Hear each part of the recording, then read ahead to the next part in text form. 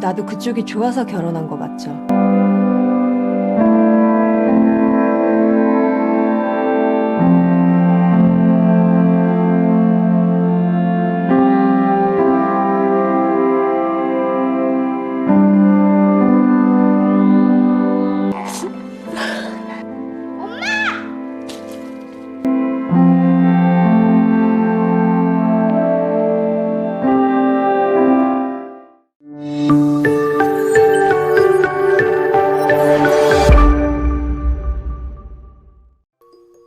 Alkisah, antara surga dan bumi terdapat tempat bernama Negeri Awan. Di sana ada seekor mama penguin yang selalu mengintip ke bumi dari lubang di awan sambil menangis. Pada suatu musim hujan, mama penguin diam-diam ke bumi dengan kereta hujan. Setibanya di bumi, dia mendengar suara tangisan bayi. Dia nemuin seekor bayi penguin dengan jas hujan kuning. Kemudian, mama penguin memeluk bayi penguin. Mereka pun selalu bersama sejak itu, dengan bermain serta mengajarinya cara bertahan hidup.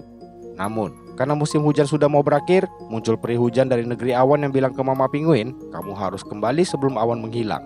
Kalau melewatkan kereta hujan terakhir, maka mama penguin gak bakal bisa balik lagi ke negeri awan. Kalau terjadi, berarti dia gak bisa lagi ngawasin bayi penguin.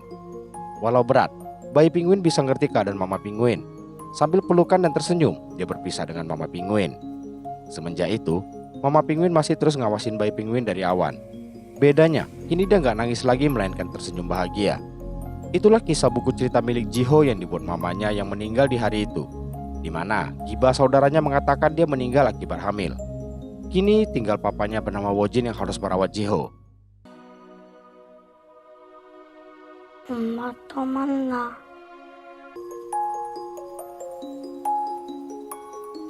Tahun 2006, setahun berlalu, Wojin bangun sebelum subuh lalu keluar rumah dengan sepeda untuk berangkat ke tempat kerjanya di suatu gelanggang kolam renang.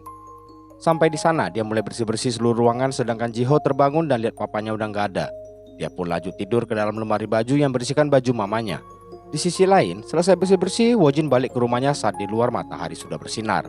Dia siapkan sarapan untuk Jiho biarpun terlihat tidak ahli. Dia juga bangunkan Jiho yang pindah ke lemari. Jiho sendiri langsung nonton berita perakhiran cuaca. Dikabarkan sebentar lagi musim hujan akan tiba. Jiho pastikan keadaan cuaca kepada papanya dan bilang mamanya akan kembali saat musim hujan. Dengar itu, karena gak mau kecewakan anaknya, Wojin cuma balas, tunggu dan lihat aja. Jiho sendiri yakin akan terjadi sesuai kisah buku ceritanya. Setelah itu, mereka bersiap dengan Jiho yang memakai jas hujan kuning dan keadaan yang serba berantakan, serta Jiho yang ingatkan Wojin untuk minum obat dulu. Sebelum berangkat, gak lupa Wojin mencium foto dari mendiang istrinya. Dengan bersepeda, dia mengantar Jiho dan tetap santuy biarpun didahului seorang gadis SMA. Sampai di sekolah, Wojin pesan kalau pulang, mampir ke tempat seseorang bernama Honggu. Setelah berpesan, Wojin pun berangkat bekerja di gelanggang kolam renang tadi. Di tempat kerja, ada seorang gadis manis bernama Lia yang sepertinya suka pada Wojin. Dia bawakan kopi dan ingatkan kancing bajunya yang salah. Gak lama, muncul pelatih renang bernama PA yang bawakan kopi buat Lia tapi ditolak karena udah ngopi.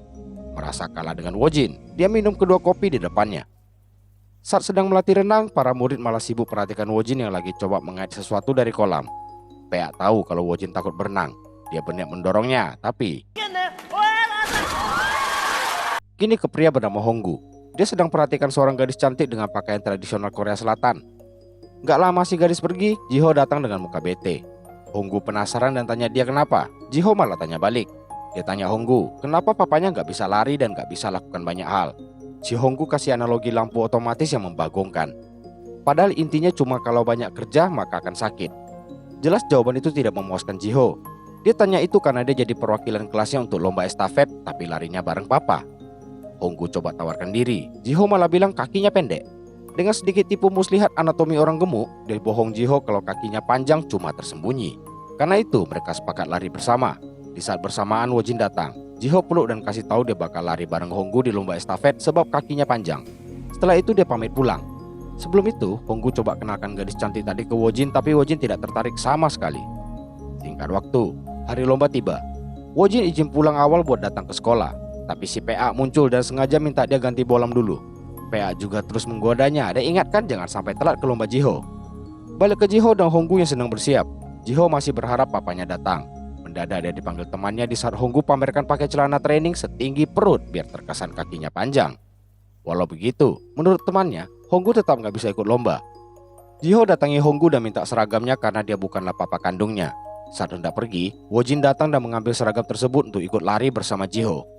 Saat giliran mereka, tongkat Jiho sempat terjatuh jadi dia tertinggal lumayan jauh. Tongkat sampai ke Wojin yang larinya sangat santuy. Gak mau anaknya kecewa, dia yang awalnya 125cc upgrade jadi 250cc dan mulai berlari kencang hingga menyalip lawannya. Sayang, mesinnya nge-gym.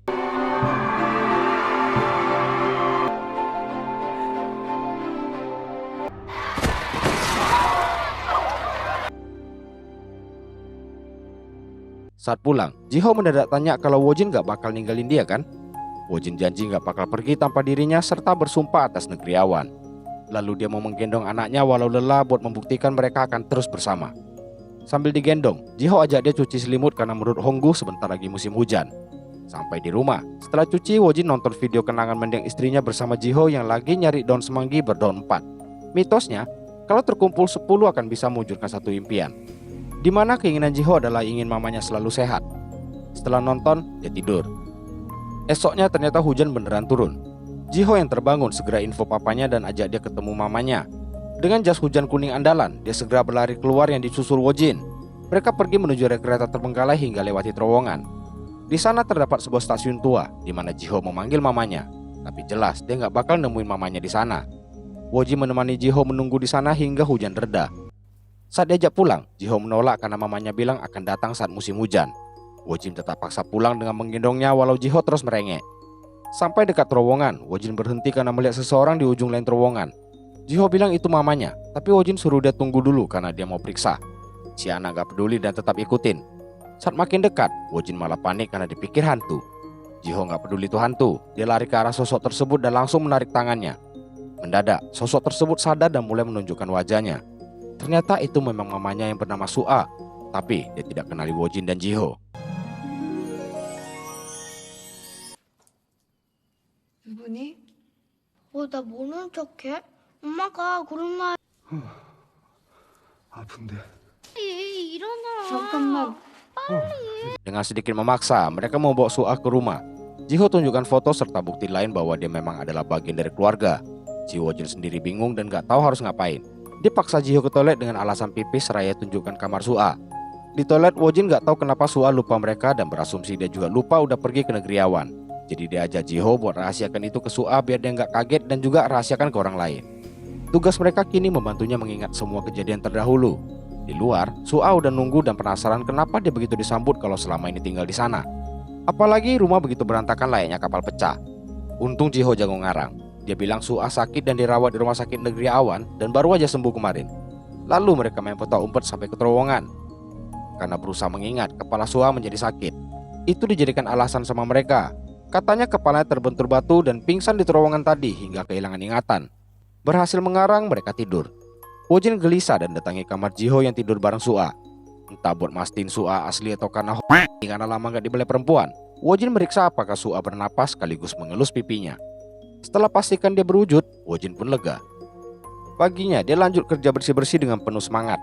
Balik rumah, Su'a lagi benerin kancing Jiho yang salah seraya bilang papa anak sama aja teledornya. Rupanya baju Wojin aman, tapi tidak dengan resleting celananya.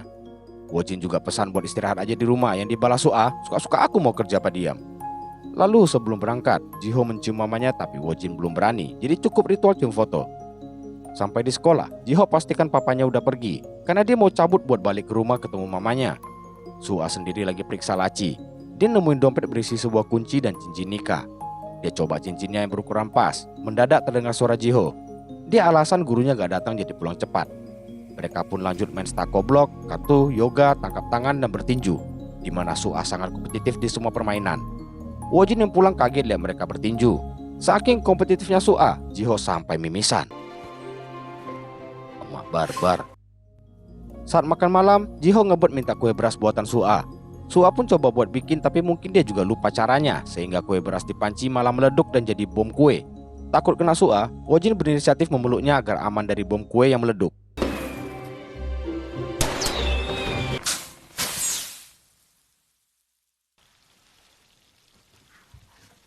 Selesai minum obat, Wojin bersiap nonton. Lalu Su'a keluar sehabis mandi. Wojin terpesona melihat istrinya tersebut. Mungkin karena lama gak dibelai jadi dia sakit. Sadar Jiho tidur di kamarnya, dia mau pindahkan ke kamar lain. Su'a bilang gak apa-apa, seraya suruh Wojin buat buka baju. Wow, apakah ini yang ditunggu-tunggu Wojin? Rupanya bukan. Dia cuma mau oleskan salep ke bekas bom kue meleduk tadi. Sambil oles, Sua tanya mengenai kisah cinta mereka. Dia minta Wojin cerita. Shin pun flashback ke masa SMA mereka.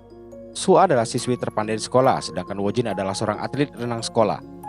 Awalnya mereka jarang bicara, namun suatu ketika saat pelajaran renang, Sua nyaris tenggelam. Dengan cosplay jadi lumba-lumba, Wojin berhasil selamatkan Sua. Sejak itu, Wojin jatuh hati padanya. Lalu di suatu toko buku, Wojin ingatkan temannya jangan suka minuman-minuman herba karena bisa cepat tua. Kenal gak siapa si kacamata ini? Dia adalah Honggu. Honggu tahu kalau Wojin suka sama Sua, jadi dia tawarkan bantuan. Awalnya Wojin malu-malu, tapi akhirnya dia mau dibantu. Dengan ilmu bilangan turunan matematikanya, Honggu bilang kalau rasa sayang Sua lebih besar ke Wojin dibanding sebaliknya. Dia ajarkan trik pura-pura pinjam pena dilanjutkan dengan meminjam penghapus sebagai jalan awal. Di kelas, Wojin praktekkan teknik Honggu. Dia pun pinjam pena ke Sua dan Sua bilang, "Gak ada." Gagal. Belum nyerah, di kelas menari, Honggu bilang kalau Sua akan datang berpasangan sendiri ke Wojin. Saat latihan, Wojin ditegur karena sering salah. Dia beralasan dia itu kidal. Gak lama, Sua juga ditegur karena Sua juga kidal. Jadi dia dipasangkan sama Wojin. Tapi Wojin ini pau, gak sengaja dia injak sepatu Sua dan saat berdiri dia sundul hidung Sua sampai mimisan. Belum puas, dia grepe-grepe si Sua. Sua auto ilfil dan segera cabut dari sana sambil mimisan. Pau. Akibat kejadian itu, mereka gak pernah ngomong sampai hari terakhir masa SMA. Honggu coba bantu dengan teriak kalau Wojin suka Sua selama 3 tahun terakhir. Mendadak Sua datangi Honggu dan minta dia isi buku kenangan. Setelah itu, dia juga izinkan Wojin mengisi. Kemudian Sua pergi sambil bawa pena dari Wojin. Balik ke masa mereka, Jiho terbangun dan pikir emaknya balik ke negeri awan. Dia lanjutkan tidur di pangkuan Sua. Kemudian Wojin diminta lanjut cerita. Setelah tamat SMA, mereka pisah kota karena kuliah. Setiap liburan, Wojin sebenarnya beranikan diri buat nelpon Sua, tapi tiap diangkat, dia nggak berani bicara. Sampai suatu ketika, Honggu yang mukanya tambah tua turun tangan. Waktu telepon diangkat, Wojin mau tutup tapi dihalangi Honggu yang sangat suportif sebagai teman. Dia bilang penelpon adalah Wojin. Terlanjur ketahuan, Wojin lanjut dan mati gaya. Ditanya penanya dengan alasan pena mahal. Gak tahu apa yang dibicarakan, telepon ditutup dan Wojin lompat-lompat dengan bahagia sambil berterima kasih ke Honggu. Honggu bilang dia akan dandanin Wojin. Ternyata selera fashion Honggu bukan kaleng-kaleng, karena Wojin didandanin cukup, ya silakan nilai sendirilah. Saat ketemu, dia gak tahu harus apa. Sua pun langsung balikin penanya. Setelah itu karena Pau, dia bilang cuaca panas jadi hati-hati. Dengar itu, Sua kesal dan pergi. Tiba-tiba Wojin tanya, "Kau haus?" Yang dijawab Sua, "Iya." Akhirnya mereka pun ngafe bareng sambil bercerita mengenai Sua yang tinggal sendiri dan bukan di asrama. Karena dia gak suka disuruh-suruh sama orang dan suka-suka dia mau kerja atau diam. Alasan itu buat Wojin ketawa aneh tanpa sebab dan dilanjutkan bercerita santai. Saat menunggu bus pulang, Wojin mau tunggu bus arah Sua dulu. Mereka saling beralasan hingga tiba bus terakhir. Sua mau gak mau harus naik daripada gak pulang. Mendadak, dengan kecepatan 500 cc, Wojin kejar busnya. Saat bus berhenti dia masuk dan dengan polosnya tanya, "Boleh gak aku kirim surat ke kamu?" Sua kaget lalu berdiri buat lap muka Wojin yang basah akibat hujan sambil mengangguk tanda boleh. Adegan romantis itu malah dirusak si supir bus. 편지 해도 되지?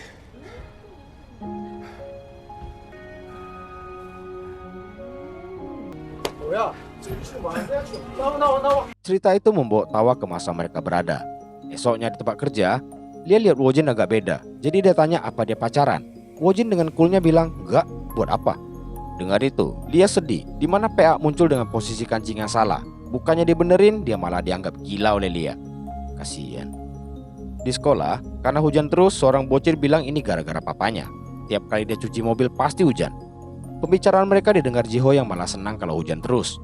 Sedangkan di rumah, Sua kesal karena cucinya gak bisa dijemur akibat hujan. Lalu, dia lihat sebuah gubuk tua. Dia datangi tapi pintu terkunci. Dia teringat kunci dalam dompetnya tempo hari. Dia coba, ternyata memang itu kuncinya. Rupanya itu sebuah ruangan gudang berisi banyak barang pribadinya serta lukisan tangan. Pindah ke Wojin yang janjian dengan Honggu, dia lihat ada gadis cantik yang dibilang. Merasa dijebak, dia pun pergi tapi dikejar Honggu. Honggu niat kenalin ke Wojin karena Wojin gak mau. Honggu bisa merasakan kalau dia lagi jatuh cinta dan paksa dia kasih tahu siapa orang itu. Wojin gak pedulin dan berniat cabut. Honggu masih maksa dia ngomong. Waktu Wojin mau cerita yang sebenarnya, Honggu potong dan bilang jangan alasan Sua balik sekaligus lupa ingatan ya. Itu artinya kau laki-laki Pao. Wojin kaget lalu memilih pergi dari sana. Balik ke rumah, Jiho bilang telinganya habis dibersihkan Sua. Dia suruh papanya buat dibersihkan juga. Walau suasana jadi canggung, tapi karena dipaksa Jiho, dia pun nurut hingga tertidur. Tiba-tiba dia terbangun karena suara Honggu. Saat keluar, Honggu lagi mabuk sambil cosplay penguin. Karena meracau gak jelas, dia diusir Wojin. Sua sendiri berniat keluar buat ngecek, tapi dilarang Jiho dengan alasan Honggu itu aneh karena kepalanya besar. Di luar, Wojin lagi periksa kemana perginya Honggu. Rupanya dia masuk dari pintu belakang sambil bilang Sua gak cantik dan gak seksi, kok gak bisa move on sih. Dan muncullah Sua di hadapannya. Dipikir ketemu hantu, Honggu jadi histeris. Waktu Sua keluar bawain air, dia kaget dan jatuh sambil baca doa. Gak taunya doa itu disambung Sua disusul sambaran petir.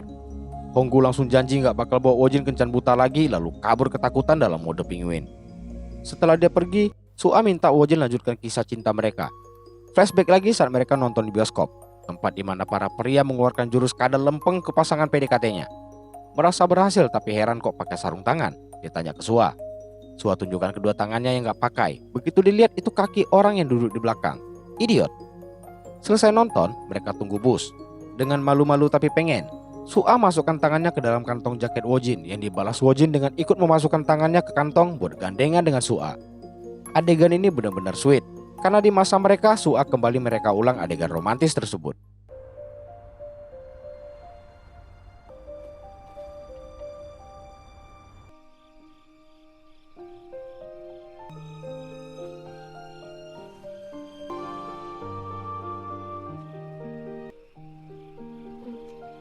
누구랑 싸워?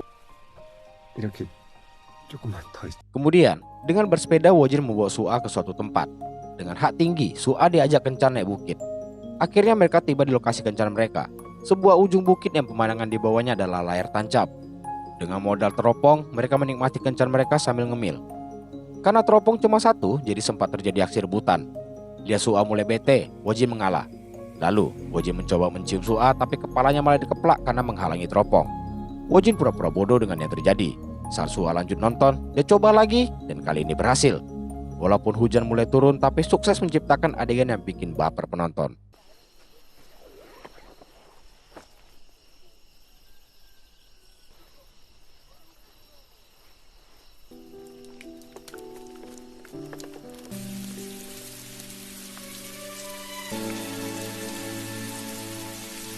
Di rumah, Jiho lagi nandain tanggal ultahnya dan Sua yang kembali memakai cincin nikahnya. Saat dia lagi beresin gudang, dia nemuin buku cerita penguin yang dia kasih ke Jiho. Malamnya, dia lihat Jiho lagi tempelkan daun semanggi ke jendelanya. Saat ditanya, dia bilang buat minta hujan karena dia suka, sambil lari keluar kamar. Besoknya, mereka bertiga pergi piknik ke sungai kecil buat bersantai, sambil menyusun batu untuk membuat permohonan. Pulangnya, dengan kekuatan cinta, Wojin menggendong Jiho dan Sua sekaligus. Tapi begitu sampai rumah, dia kembali nge-gym. Waktu dia sadar, Sua tanya sejak kapan dia sakit. Wojin bilang sejak kencan ketiga mereka dulu seraya flashback. Setelah ngedate, dia antar Sua pulang, di mana Sua hadiahkan sebuah replika daun semanggi sebagai penyemangat karir renangnya. Dapat itu, Wojin jadi super semangat dalam latihan demi bisa menjadi yang terbaik. Mungkin karena terlalu keras berlatih, dia pingsan di tengah kolam waktu latihan. Ternyata, dia mendapat masalah di otak yang kendalikan hormon. Jadi, waktu gugup atau tegang dia bisa pingsan. Wojin merasa semua udah berakhir. Waktu Sua datang jenguk, Wojin pura-pura cuek lalu minta nggak usah ketemu lagi karena dia sadar nggak bisa bahagiakan Sua. Dengar itu, Sua pergi dengan perasaan sedih dan hancur. Begitupun dengan Wojin. Wojin berusaha move on tapi gagal. Jadi dia mutusin ke Seoul buat lihat Sua sekali lagi aja. Cuaca hujan saat dia sampai di kampusnya. Setelah nunggu beberapa waktu, dia akhirnya lihat Sua. Tapi Sua terlihat dijemput orang pakai mobil. Lihat itu, Wojin menjadi sedih sekaligus lega karena sadar dia sekarang gak cukup buat Sua. Dia pun pergi dengan ninggalin semanggi pemberian Sua. Beberapa minggu kemudian, waktu dia lagi pindahan rumah baru, mendadak telepon bunyi. Si penelpon tak lain adalah Sua yang ngabarin dia mau ke tempatnya. Stasiun tua tempo hari menjadi saksi takdir kebersamaan mereka hari itu. Begitu turun dari kereta, Sua langsung memeluk Wojin sambil berkata, "Kita akan baik-baik aja karena sudah ditakdirkan." 하지 마. 우린 잘할 거야. 그렇게 정해져 있어.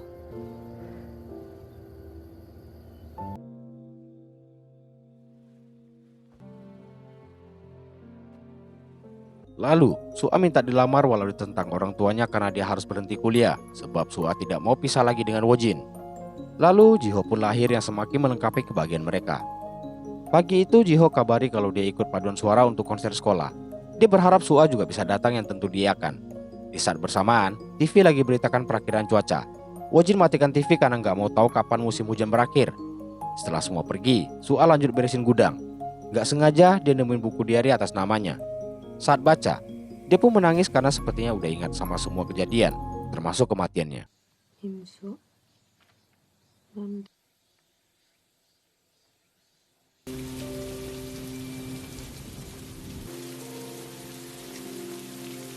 Saat Wojin pulang, dia lihat Su'a lagi ajarin Jiho goreng telur. Setelah itu Wojin mandikan si Jiho yang heran daun semangginya bertambah satu. Di saat bersamaan, Su'a lagi baca mengenai kau harus pulang sebelum awan menghilang dari buku cerita Jiho. Di sekolah, Jiho berlatih nyanyi sambil merapalkan cita-citanya menjadi seorang atlet lari di masa depan.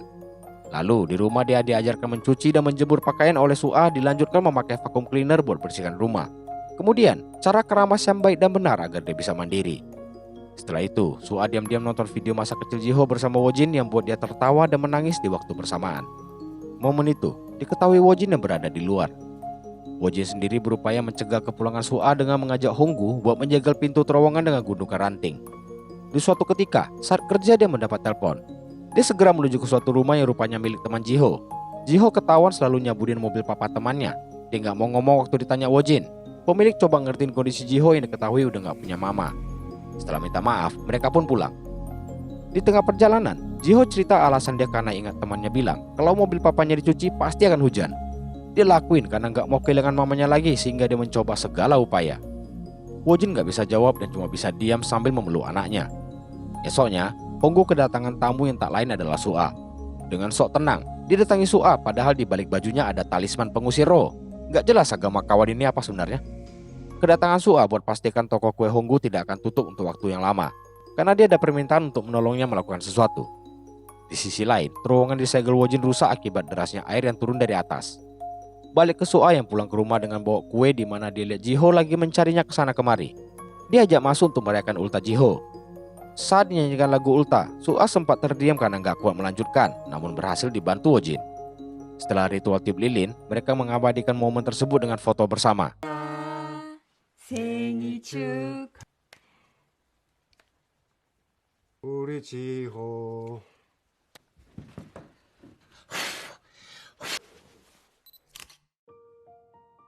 Malamnya, Su'a cerita mengenai rasa penasarannya kalau Jiho besar nanti.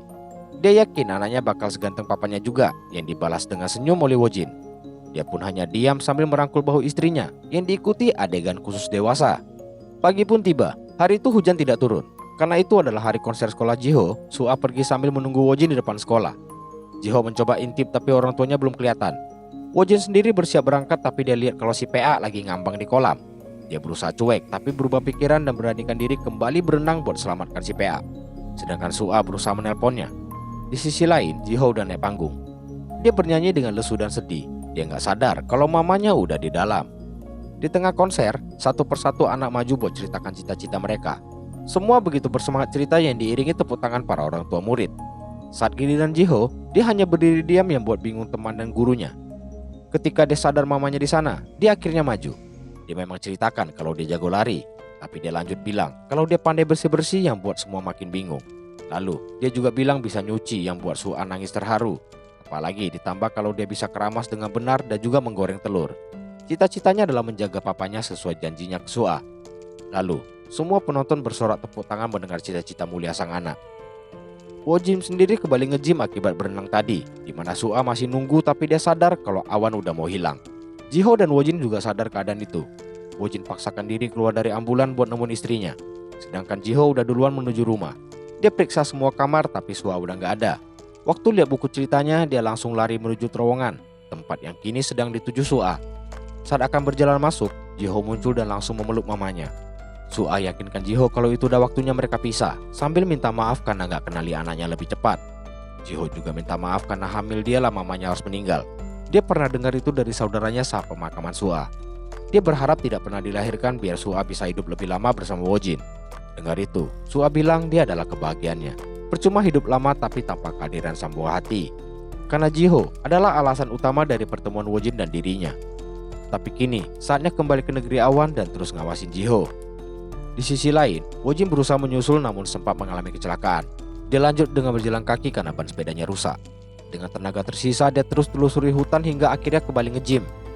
Dia teringat kisah malam di mana dia minta maaf karena gagal bahagiakan Su'a, yang menurut Su'a dia udah berhasil.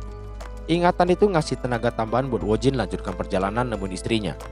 Dia flashback cerita Su'a yang bilang bakal nungguin dia di negeri awan suatu hari nanti. Dan akhirnya dia sampai tepat saat Su'a berada di ujung terowongan. 지호가 있어서 엄마가 얼마나 행복했는데 100년 살아도 하나도 안 행복했을 거야. 세상에 태어나게 하려고 만난 거야. 나라에 가서 지호 계속 보고 있을게. 엄마 절대 안 잊어버릴게.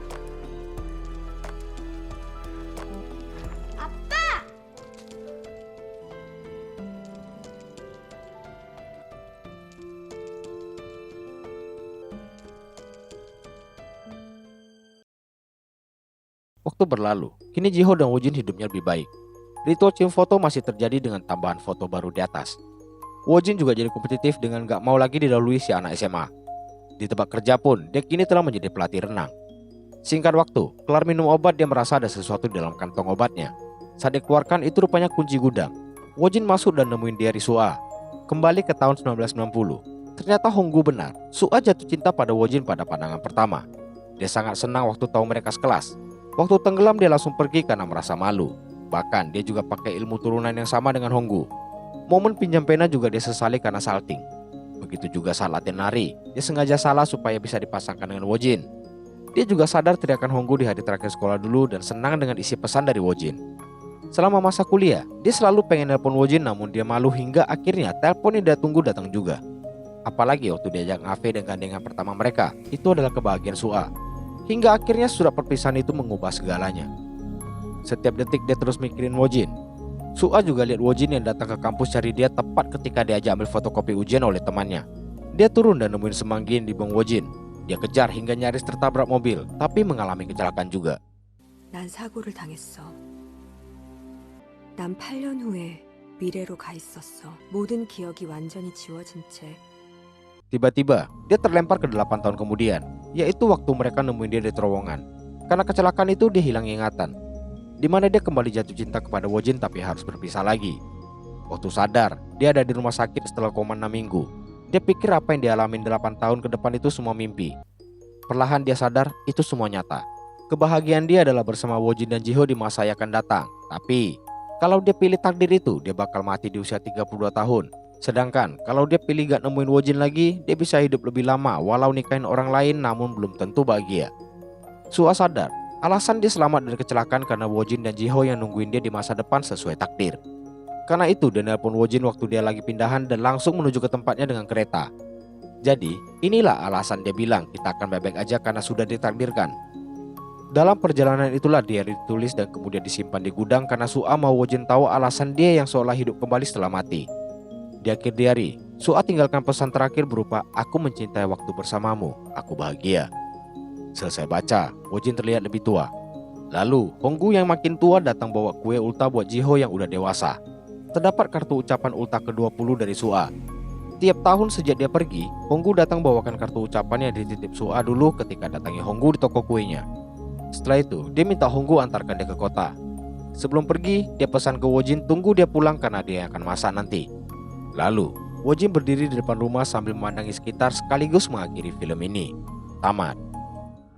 Plot twist film ini keren abis. Film yang gak kebaca gini aku suka. Beneran gak nyangka sama endingnya. Review film ini panjang karena banyak adegan yang saling terikat di bagian akhir, makanya harus detail. Sorry kalau kepanjangan, tapi film ini beneran worth it.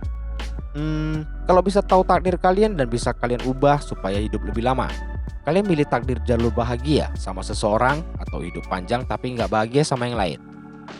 Kalau aku, jujur aku milih bahagia sama orang tertentu. Hal termahal adalah waktu, jadi lebih baik singkat tapi berharga daripada panjang tapi kosong.